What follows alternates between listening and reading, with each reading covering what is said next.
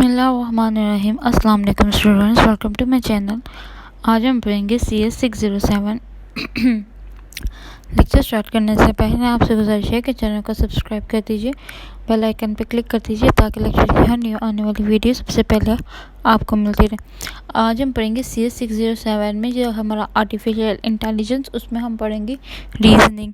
Reasoning क्या है, reasoning की कितने टाइप्स हैं, reasoning with examples. Okay, reasoning क्या है? रीजनिंग एक प्रोसेस है जो जिसके ज़रिए से हम अपना गिवन फैक्ट्स हमें दिए होते हैं, हम उसमें से अपना नतीजा निकालते हैं। मैं फॉर एग्जांपल, आपने एक प्लॉट लेना है या आपने अपने ख़रीदने के लिए घर लेना है।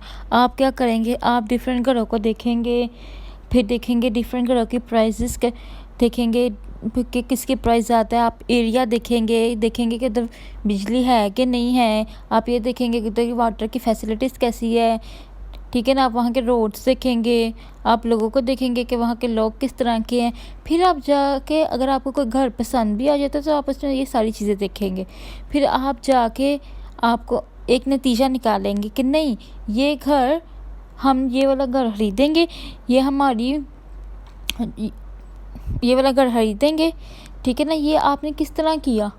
ये आपने रीजनिंग करके किया, ठीक है। तो रीजनिंग यही है, ये है प्रोसेस ऑफ वर्किंग, जिसके ज़रिए से with knowledge facts and problem solving strategy to draw conclusion, हम सोच विचार करते हैं, ठीक है ना। हम प्रॉब्लम को सॉल्व करते हैं और एक कंक्लूजन निकालते हैं, इसे हम कहते हैं रीजनिंग। रीजनिंग की 6 टाइप्स होती हैं। एक होती है डिडक्टिव रीजनिंग, एक होती है inductive reasoning, abductive reasoning, analogical reasoning, common sense reasoning, monotonic reasoning and non monotonic reasoning. Monotonic और नॉन मोनोटोनिक इन्होंने एक बताई हुई है, ठीक है। डिडक्टिव रीजनिंग क्या होता है? हम जो ह्यूमन बीइंग्स है ना, हम सेट ऑफ रिलेटिव इंफॉर्मेशन से कंक्लूजन निकालते हैं। हमें यानी अपनी जो हमें इंफॉर्मेशन दी होती है ना, उससे हम नतीजा निकाल लेते हैं। यानी ये बेस्ड करती है, जो डिडक्टिव रीजनिंग है ना, ये बेस्ड करती है न्यू इन्फॉर्मेशन पे, ठीक है ना। और जो लॉजिकली रिलेटेड इन्फॉर्मेशन होती है ना, उससे हम क्या करते हैं, एक नया कंक्लूजन निकाल लेते हैं। जैसे फॉर एग्जांपल, हमारे पास एक ना पुराना एक्सपीरियंस था, ठीक है ना, या हमारे पास इंफॉर्मेशन थी कि अगर जंगल होएंगे यानी ड्राई लकड़ियाँ होएंगी, उसके अंदर ऑक्सीजन होएगा तो एक चिंगारी उठेगी और उससे फायर हो जाएगा। ये क्या था? ये आप समझ लें हमारे पास उन्होंने इन्फॉर्मेशन दी हुई। अब हमारे पास गिवन क्या है? गिवन ये है कि उसने कहा है कि ना, गिवन इन्फॉर्मेशन है कि हमारे पास सूखी हुई लकड़ियाँ हैं, ऑक्सीजन है और स्पार्क है। अब हम इसका क्या नतीजा निकालेंगे? हम अपने पिछली इन्फॉर्मेशन से देखा कि अगर ये सब कुछ होएगा तो फायर हो जाएगी, आग लग जाएगी। तो हमने ये नतीजा निकाला, वी डिक्ट्यूट कि there will be a fire. अब एक और एग्जांपल मैं आपको देती हूँ। आपने कहा कि ना, आपके पास इंफॉर्मेशन है कि ना मैं ना बारिश में खड़ा हूँ, ठीक है ना, और मैं गीला हो गया। अब हमें गिवन सिचुएशन की हुई है कि ना मैं बारिश में खड़ा हुआ हूँ। तो हम इसे क्या नतीजा निकालेंगे? हम इसे ये नतीजा निकालेंगे कि अगर हम बारिश में खड़े हुए हैं ना, तो हम गीले हो जाएंगे, आई विल गेट वेट। इसे हम कहते हैं डिडक्टिव रीजनिंग। इंडक्टिव रीजनिंग क्या होता है? इंडक्टिव रीजनिंग क्या होता है? हमारे पास पहले से सॉल्व एक्सपीरियंस होते हैं, पहले वाली नॉलेज की बेस पर हम जनरलाइज सॉल्यूशन बनाने की कोशिश करते हैं, इसे हम कहते हैं inductive reasoning. For example that, आपने कहा कि आपने ऑब्जर्वेशन की, आप इंग्लैंड गए, कराची गए, ऑस्ट्रेलिया गए, ठीक है ना। आप वहाँ के आपने देखा कि ना वहाँ पे जो सब क्रोज हैं ना, कौवे हैं, वो काले होते हैं। अब आपने इससे ये देख के नतीजा निकाल लिया कि सब क्रोज काले होते हैं ना। आपने नतीजा ये निकाल लिया कि जितने भी मैंने क्रॉस देखे ना वो तो काले हैं, तो आपने नतीजा निकाला कि सब क्रॉस काले होंगे। इसे हम कहते हैं इंडक्टिव रीजनिंग। एक और एग्जांपल देती हूँ। आपने ना कहा कि ना मंकीज़ जो होते हैं, मंकीज़, आप इंग्लैंड में गए, ऑस्ट्रेलिया गए, आप कराची ज़ू में गए और आप लाहौर ज़ू में गए। आपने कहा कि मैंने देखा जो है कराची ज़ू में ना मंकीज़ बनानास खा रहे थे, ठीक है। आपने ये भी कहा कि लाहौर ज़ू में भी मंकीज़ बनाना खा रहे थे। आपने नतीजा निकाल लिया जो मंकी है ना वो बनाना खाते हैं, यानी मंकी ईट्स बनानास।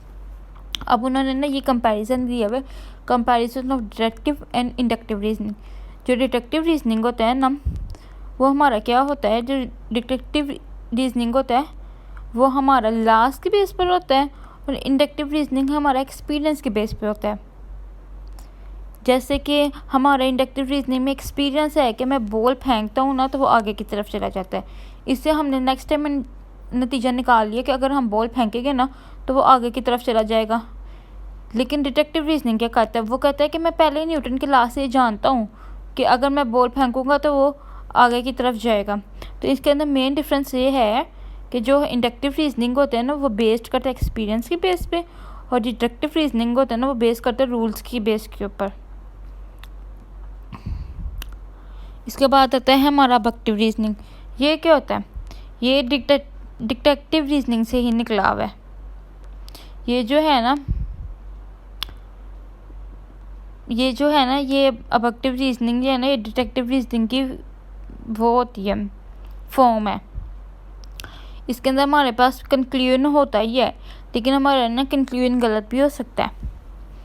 जैसे कि इन्होंने पहले से कोई इम्प्लीकेशन दी हुई है कि ना उसने कहा कि ना उन्होंने ना अम्ब्रेला पकड़ा हुआ है, पहले से दी गई एक्सपीरियंस है या इम्प्लीकेशंस है।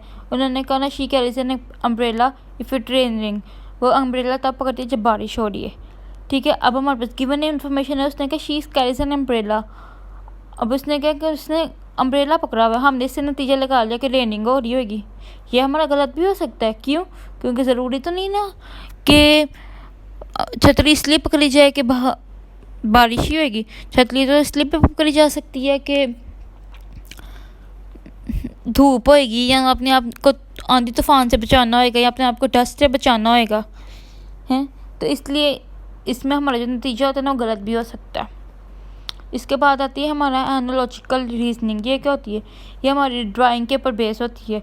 इसके अंदर हमारे पास दो सिचुएशंस होती हैं, इसके अंदर हम दो सिचुएशन के दरमियान में सिमिलैरिटीज़ और डिफरेंसेस देखने की कोशिश करते हैं। दूसरा आता है हमारा common sense reasoning. Common sense reasoning क्या होती है, ये हमारे एक्सपीरियंसेस के बेस के ऊपर होती है। ठीक है, और इसको हम कहते हैं रूल्स ऑफ थम्स। जैसे फॉर एग्जांपल एक बच्चा है, उसने गर्म चाय में हाथ डाल दिया, उसने साथ ही हाथ बाहर निकाल दिया, अगली दफ़ा वो हाथ नहीं डालेगा। क्यों? क्योंकि उसको पता चल गया कि अगर वो दोबारा हाथ गर्म चाय में डालेगा तो उसको वो जल जाएगा। इसके बाद आती है नॉन मोनोटोनिक और monotonic reasoning. Non monotonic reasoning क्या होती है, ऐसी रीजनिंग जिसमें हम कंक्लूजन एक दफ़ा बना ले, अगर उसके अंदर इंफॉर्मेशन ऐड भी करें ना तो कंक्लूजन हमारा बाद में चेंज हो जाए, इसे हम कहते हैं नॉन मोनोटोनिक रीजनिंग। जैसे कि आपने कहा कि ना, एक जनरल से एग्जांपल देती हूँ। आप अभी एक ड्रामा देख रहे हैं, आपने कहा कि दुनिया का बेस्ट ड्रामा है, ठीक है ना, बहुत अच्छा ड्रामा है, सबसे बेस्ट इस साल का ड्रामा है। लेकिन आपने उसी दौरान कोई दूसरा ड्रामा देख लिया, अब आपकी इन्फॉर्मेशन ऐड हुई है ना, तो आपने कहा कि ना ये ड्रामा उससे भी अच्छा है, यानी वो बेस्ट नहीं है ये बेस्ट है। तो इन्फॉर्मेशन ऐड करने पर हमारा कंक्लूजन जो है वो बदल गया। इस तरह के जो होते हैं ना ये होते हैं नॉन मोनोटोनिक रीजनिंग। रूल क्या है, जैसे उन्होंने हमें बताया कि ना हवा चल रही है तो पर्दे हिलेंगे। अब ये भी हो सकता है, अब जब इंफॉर्मेशन बदली, चीज़ें बदली, हवा तो स्टॉप चलना होगी तो पर्दे तो नहीं रुकेंगे ना, इसे हम कहते हैं नॉन मोनोटोनिक। मोनोटोनिक में ऐसा नहीं होता। मोनोटोनिक रीजनिंग क्या होती है, ये ऐसा मोनोटोनिक रीजनिंग होती है कि ऐसी रीजनिंग जिसमें हम कंक्लूजन एक दफ़ा बना दें ना और इंफॉर्मेशन ऐड कर लेते वो दोबारा चेंज नहीं होती, इसे हम कहते हैं non monotonic reasoning. Monotonic reasoning यानी जैसे कि आपने कहा 2 + 2 = 4, अब इसके अंदर आप जो मर्जी कर लेना ये बदलेगा नहीं, ठीक है ना। हम